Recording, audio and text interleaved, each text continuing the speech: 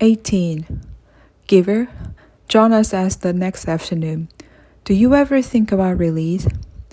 Do you mean my own release or just the general topic of release? Both, I guess. I apologize. I should have been more precise, but I don't know exactly what I meant. Sit back up.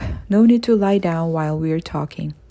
Jonas, who had already been stretched out on the bed when the question came to his mind, sat back up.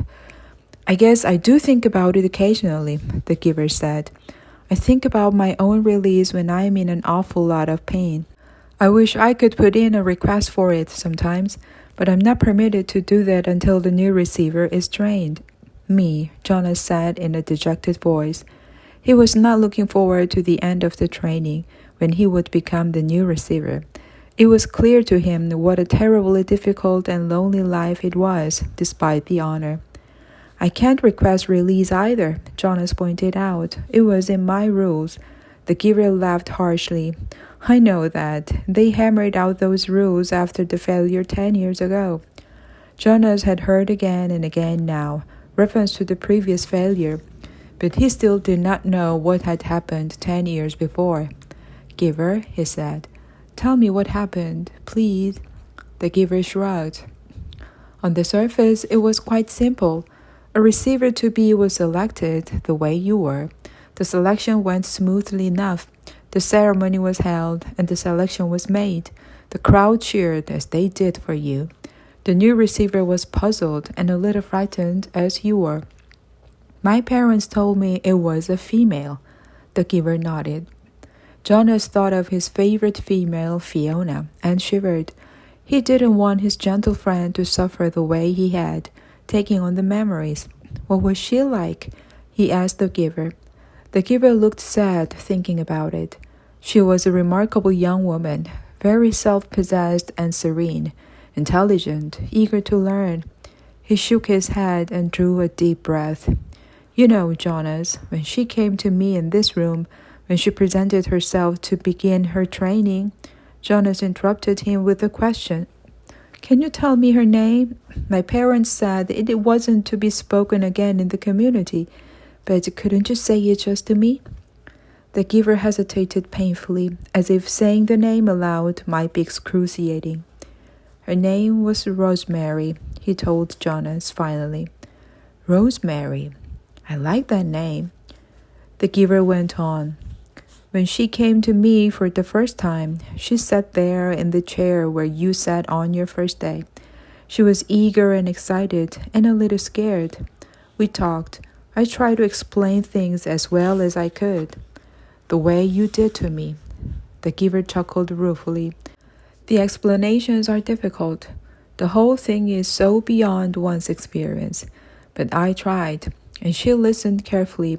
Her eyes were very luminous, I remember. He looked up suddenly. Jonas, I gave you a memory that I told you was my favorite. I still have a shred of it left. The room with the family and grandparents. Jonas nodded. Of course he remembered. Yes, he said. It had that wonderful feeling with it. You told me it was love. You can understand then that's what I felt for Rosemary. The giver explained. I loved her.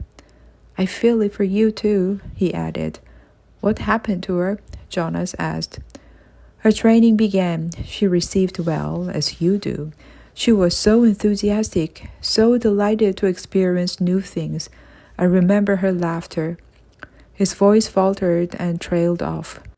What happened? Jonas asked again after a moment. Please tell me. The giver closed his eyes. It broke my heart, Jonas, to transfer pain to her, but it was my job. It was what I had to do the way I've had to do it to you. The room was silent. Jonas waited. Finally, the giver continued. 5 weeks. That was all. I gave her happy memories, a ride on a merry-go-round, a kitten to play with, a picnic. Sometimes I chose one just because I knew it would make her laugh, and I so treasured the sound of that laughter in this room that had always been so silent. But she was like you, Jonas. She wanted to experience everything. She knew that it was her responsibility, and so she asked me for more difficult memories. Jonas held his breath for a moment. You didn't give her war, did you? Not after just 5 weeks? The giver shook his head and sighed. No, and I didn't give her physical pain, but I gave her loneliness, and I gave her loss.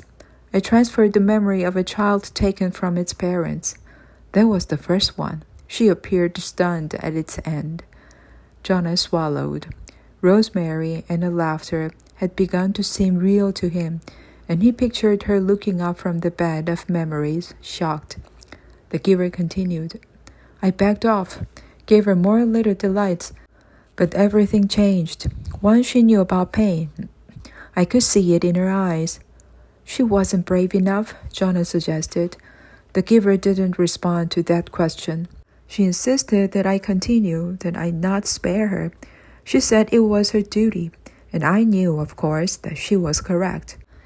I couldn't bring myself to inflict the physical pain on her, but I gave her anguish of many kinds, poverty and hunger and terror. I had to, Jonas. It was my job, and she had been chosen. The giver looked at him imploringly. Jonas stroked his head. Finally, one afternoon, we finished for the day. It had been a hard session. I tried to finish, as I do with you, by transferring something happy and cheerful, but the times of laughter were gone by then. She stood up very silently, frowning, as if she were making a decision. Then she came over to me and put her arms around me. She kissed my cheek. As Jonas watched, the giver stroked his own cheek, recalling the touch of Rosemary's lips 10 years before. She left here that day, left this room, and did not go back to her dwelling. I was notified by the speaker that she had gone directly to the chief elder and asked to be released. But it's against the rules. The receiver in training can't apply for real. It's in your rules, Jonas, but it wasn't in hers. She asked for release, and they had to give it to her. I never saw her again. So that was the failure, Jonas thought. It was obvious that it saddened the giver very deeply, but it didn't seem much a terrible thing after all. And he, Jonas, would never have done it, never have requested release, no matter how difficult his training became. The giver needed a successor, and he had been chosen. A thought occurred to Jonas. Rosemary had been released very early in her training. What if something happened to him, Jonas? He had a whole year's worth of memories now. Giver, he asked, I can't request release, I know that, but what if something happened, an accident? What if I fell into the river like the little boy Caleb did? Well, that doesn't make sense because I'm a good swimmer. But what if I couldn't swim and fell into the river and was lost? Then there wouldn't be a new receiver, but you would already have given away an awful lot of important memories. So even though they would select a new receiver, the memories would be gone except for the shreds that you have felt of them. And then what if... He started to laugh suddenly. I sound like my sister, Lily, he said, amused at himself. The giver looked at him gravely. You just stay away from the river, my friend, he said. The community lost Rosemary after 5 weeks, and it was a disaster for them. I don't know what the community would do if they lost you. Why was it a disaster? I think I mentioned to you once. The giver reminded him that when she was gone, the memories came back to the people. If you were to be lost in the river, Jonas, your memories would not be lost with you. Memories are forever. Rosemary had only those 5 weeks' worth, and most of them were good ones. But there were those few terrible memories, the ones that had overwhelmed her. For a while, they overwhelmed the community. All those feelings, they'd never experienced that before. I was so devastated by my own grief at her loss and my own feeling of failure that I didn't even try to help them through it. I was angry too. The giver was quiet for a moment, obviously thinking. You know, he said finally, if they lost you, with all the training you've had now, they'd have all those memories again themselves. Jonas made a face. They'd hate that. They certainly would. They wouldn't know how to deal with it at all. The only way I deal with it is by having you there to help me, Jonas pointed out with a sigh. The giver nodded. I suppose, he said slowly, that I could. You could what? The giver was still deep in thought. After a moment, he said, if you floated off in the river, I suppose I could help the whole community the way I've helped you. It's an interesting concept. I need to think about it some more. Maybe we'll talk about it again sometime, but not now. I'm glad you're a good swimmer, Jonas, but stay away from the river. He laughed a little, but the laughter was not light-hearted. His thoughts seemed to be elsewhere, and his eyes were very troubled. 19. Jonas glanced at the clock. There was so much work to be done, always, that he and the giver seldom simply sat and talked the way they just had. I'm sorry that I wasted so much time with my questions, Jonas said. I was only asking about release because my father is releasing a new child today, a twin. He has to select one and release the other one. They do it by weight. Jonas glanced at the clock. Actually, I suppose it's already finished. I think it was this morning. The giver's face took on a solemn look. I wish they wouldn't do that, he said quietly, almost to himself. Well, they can't have two identical people around. Think how confusing it would be, Jonas chuckled. I wish I could watch, he added, as an afterthought.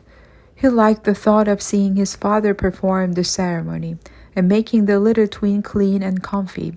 His father was such a gentleman. You can watch, the giver said. No, Jonas told him. They never let children watch. It's very private. Jonas, the giver told him, I know that you read your training instructions very carefully.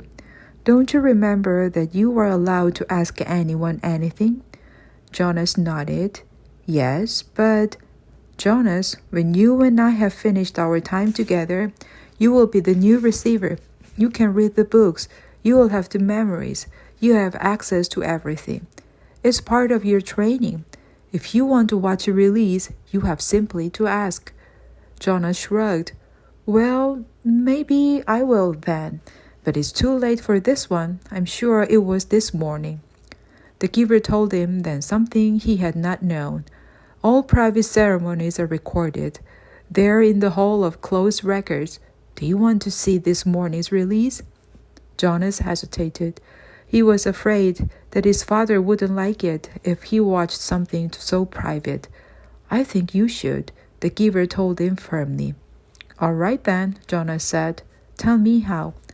The giver rose from his chair, went to the speaker on the wall, and clicked the switch from off to on. The voice spoke immediately. Yes, receiver, how may I help you? I would like to see this morning's release of the twin. One moment, receiver. Thank you for your instructions. Jonas watched the video screen above the row of switches. Its blank face began to flicker with zigzag lines. Then some numbers appeared, followed by the date and time. He was astonished and delighted that this was available to him, and surprised that he had not known. Suddenly, he could see a small windowless room, empty except for a bed, a table with some equipment on it. Jonas recognized that scale. He had seen them before when he'd been doing volunteer hours at the nurturing center, and a cupboard.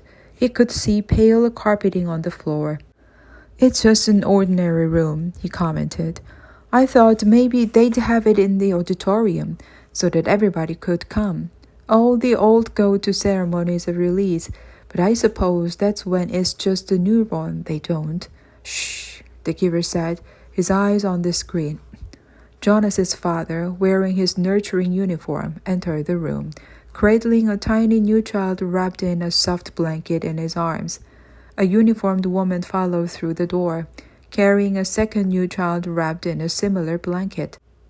That's my father, Jonas found himself whispering, as if he might wake the little ones if he spoke aloud. And the other nurturer is his assistant. She's still in training, but she'll be finished soon. The two nurturers unwrapped the blankets and laid the identical newborns on the bed. They were naked. Jonas could see that they were males. He watched, fascinated, as his father gently lifted one and then the other to the scale and weighed them. He heard his father laugh. "Good," his father said to the woman.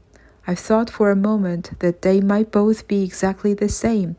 Then we'd have a problem. But this one," he handed one, after rewrapping it to his assistant, "is 6 pounds even, so you can clean him up and dress him and take him over to the center." The woman took the new child and left through the door as she had entered. Jonas watched as his father bent over the squirming new child on the bed. "And you, little guy, you're only 5 pounds 10 ounces, a shrimp." "That's the special voice he uses with Gabriel," Jonas remarked, smiling. "Watch," the giver said. "Now he cleans him up and makes him comfy," Jonas told him. "He told me." "Be quiet, Jonas," the giver commanded in a strange voice. "Watch." Obediently, Jonas concentrated on the screen, waiting for what would happen next. He was especially curious about the ceremony part. His father turned and opened the cupboard. He took out a syringe and a small bottle. Very carefully, he inserted the needle into the bottle and began to fill the syringe with the clear liquid. Jonas winced sympathetically. He had forgotten that new children had to get shots. He hated shots himself, though he knew that they were necessary. To his surprise, his father began very carefully to direct the needle into the top of new child's forehead, puncturing the place where the fragile skin posed. The newborn squirmed and wailed faintly. "Why he—" "Shh," the giver said sharply. His father was talking, and Jonas realized that he was hearing the answer to the question he had started to ask. Still in this special voice, his father was saying, I know, it hurts, little guy, but I have to use a vein, and the veins in your arms are still too teeny-weeny." He pushed the plunge very slowly, injecting the liquid into the scalp vein until the syringe was empty. "Hold on, that wasn't so bad, was it?" Jonas heard his father say cheerfully. He turned aside and dropped the syringe into a waste receptacle. "Now he cleans him up and makes him comfy," Jonas said to himself, aware that the giver didn't want to talk during the little ceremony. As he continued to watch, the new child, no longer crying, moved his arms and legs in a jerking motion. Then he went limp. His head fell to the side, his eyes half open. Then he was still. With an odd, shocked feeling, Jonas recognized the gestures and postures and expression. They were familiar. He had seen them before, but he couldn't remember where. Jonas stared at the screen, waiting for something to happen, but nothing did. The little twin lay motionless. His father was putting things away, folding the blanket, closing the cupboard. Once again, as he had on the playing field, he felt the choking sensation. Once again, he saw the face of the light-haired, blooded soldier as life left his eyes. The memory came back. "He killed it! My father killed it!" Jonas said to himself, stunned at what he was realizing. He continued to stare at the screen numbly. His father tidied the room. Then he picked up a small carton that lay writing on the floor, set it on the bed, and lifted the limp body into it.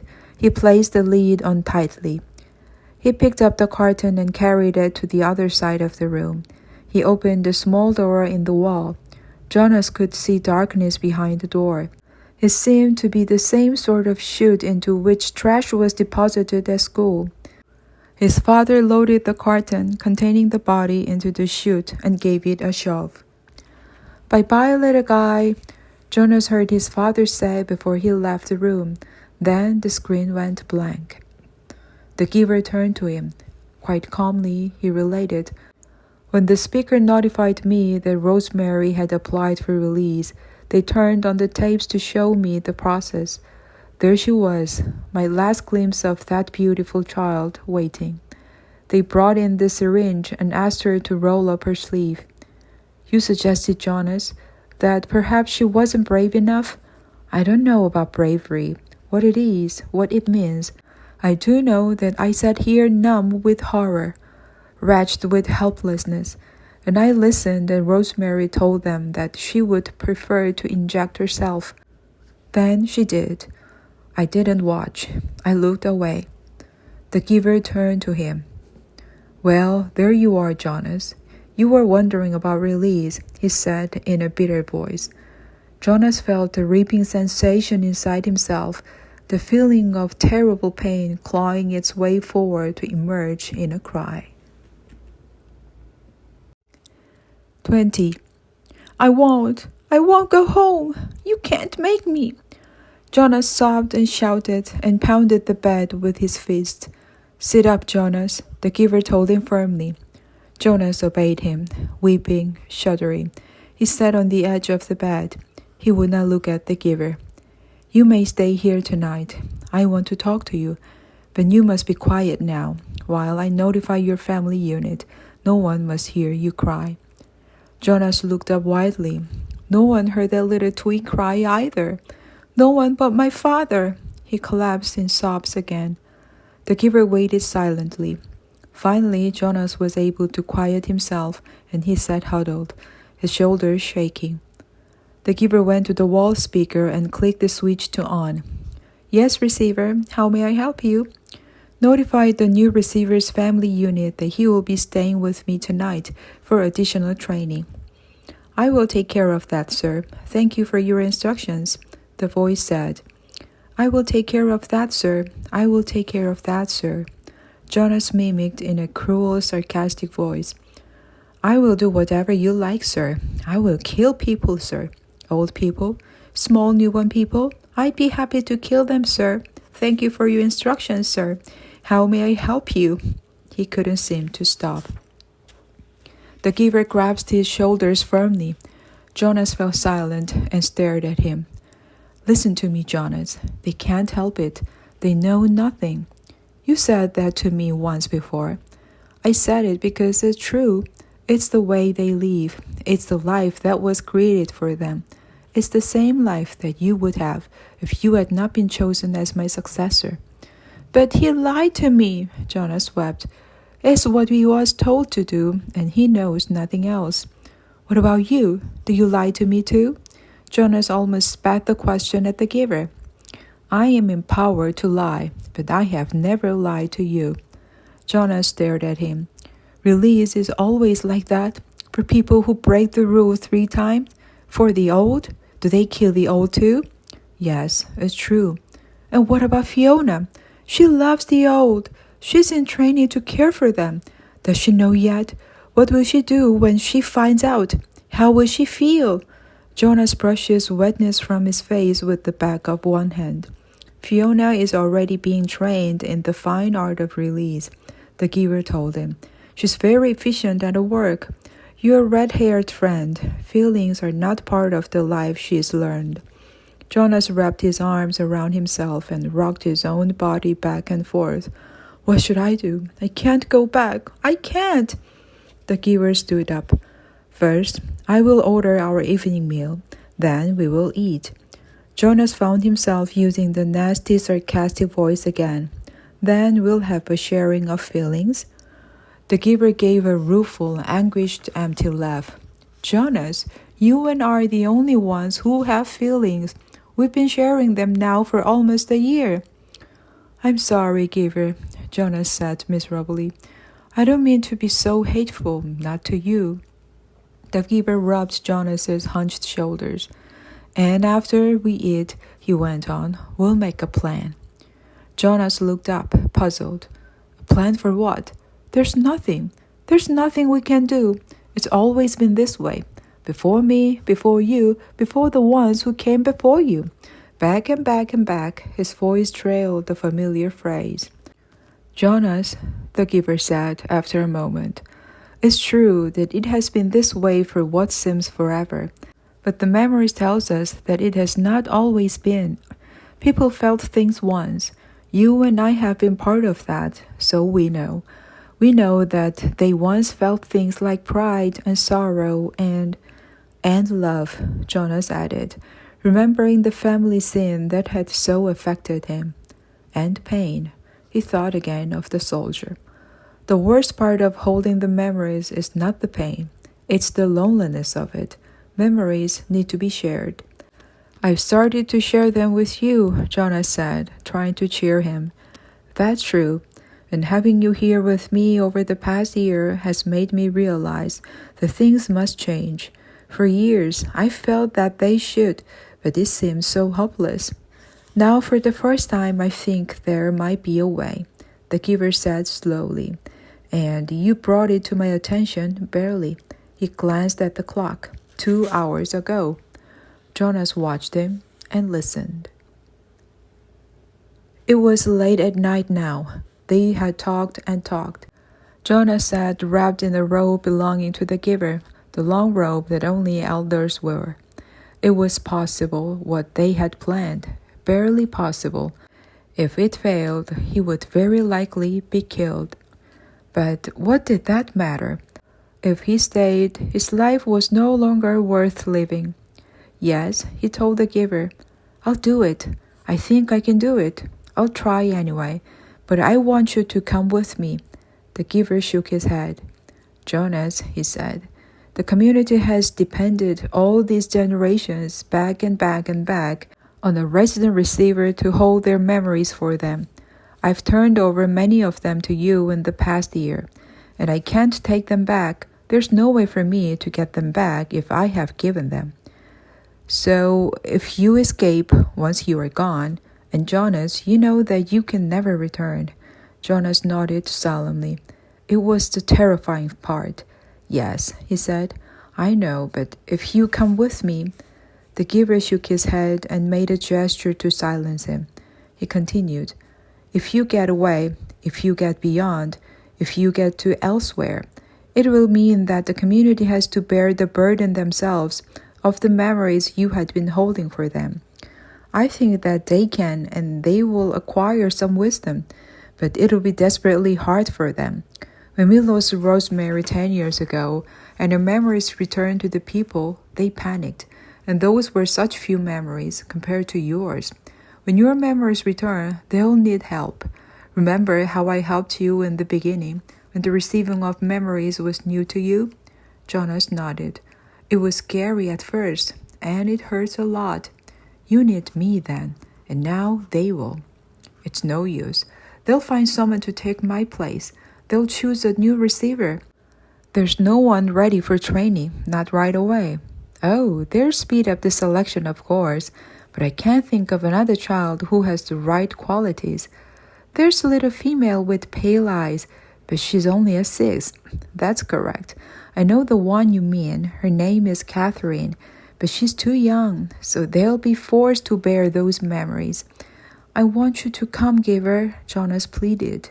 No, I have to stay here, the giver said firmly. I want to, Jonas. If I go with you, and together we take away all their protection from the memories, Jonas, the community will be left with no one to help them. They'll be thrown into chaos. They'll destroy themselves. I can't go. Giver, Jonas suggested. You and I don't need to care about the rest of them. The giver looked at him with a questioning smile. Jonas hung his head. Of course they needed to care. It was the meaning of everything. And in any case, Jonas, the giver sighed, I wouldn't make it. I'm very weakened now.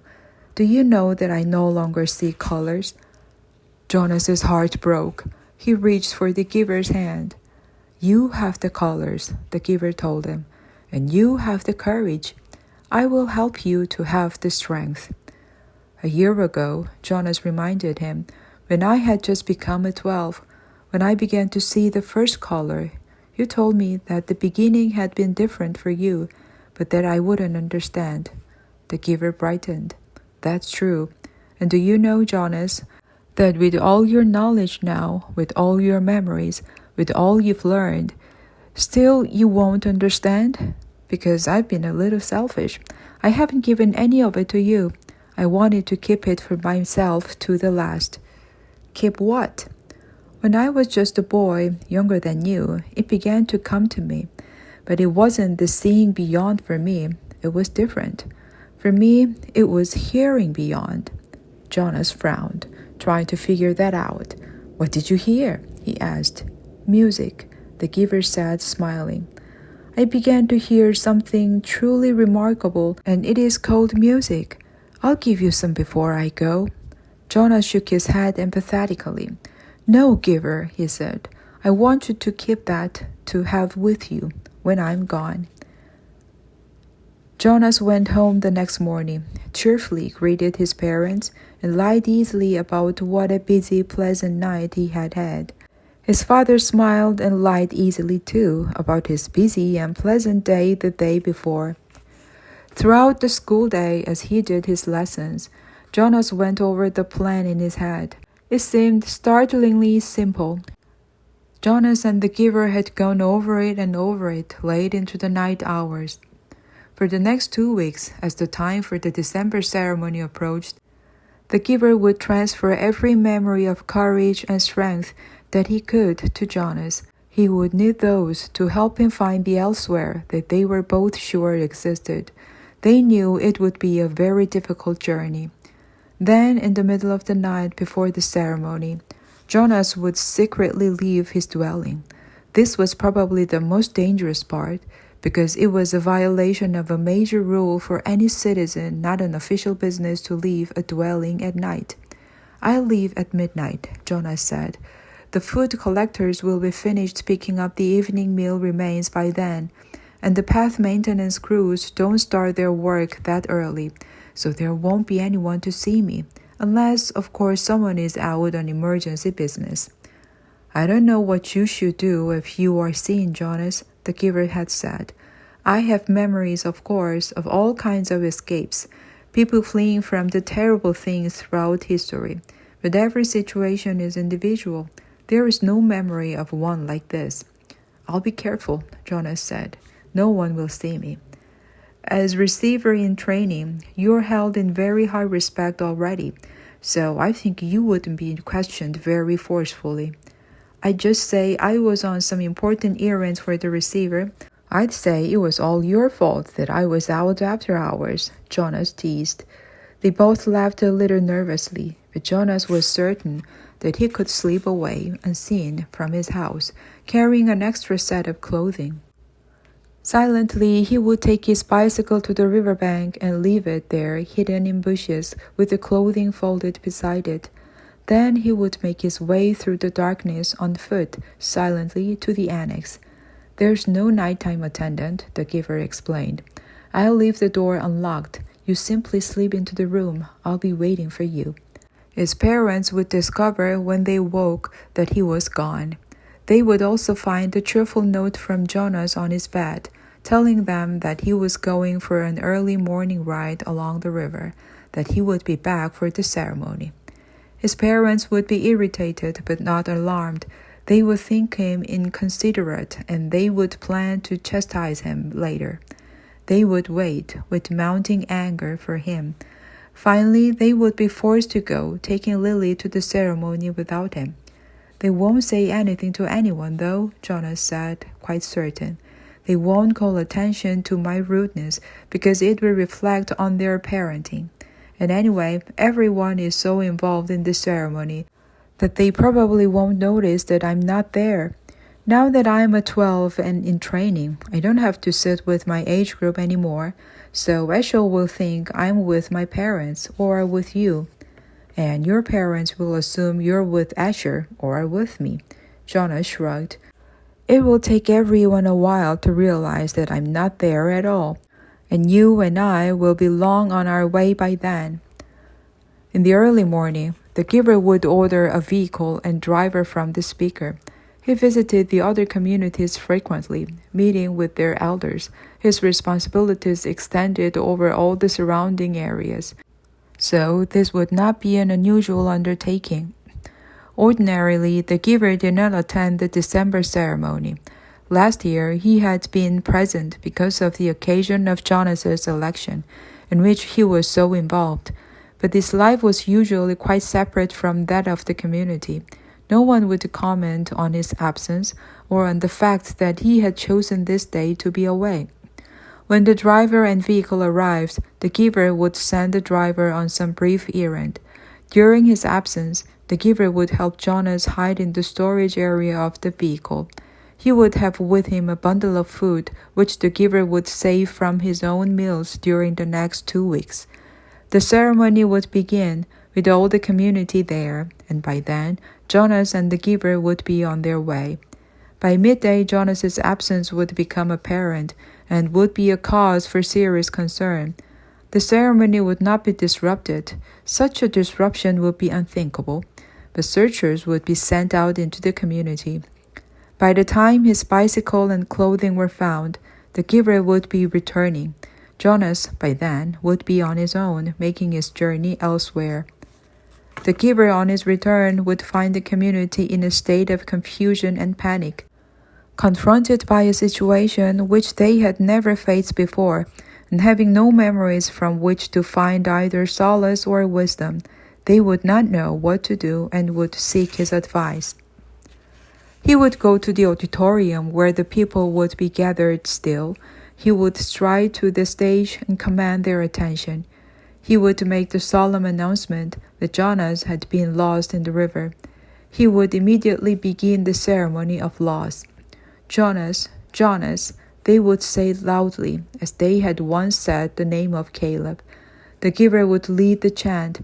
Together, they would let Jonas's presence in their lives fade away, as they said his name in unison more slowly, softer and softer, until he was disappearing from them, until he was no more than an occasional murmur, and then, by the end of the long day, gone forever, not to be mentioned again. Their attention would turn to the overwhelming tasks of bearing the memories themselves. The giver would help them. Yes, I understand that they'll need you, Jonas had said at the end of the lengthy discussion and planning. But I'll need you too. Please come with me. He knew the answer even as he made the final plea.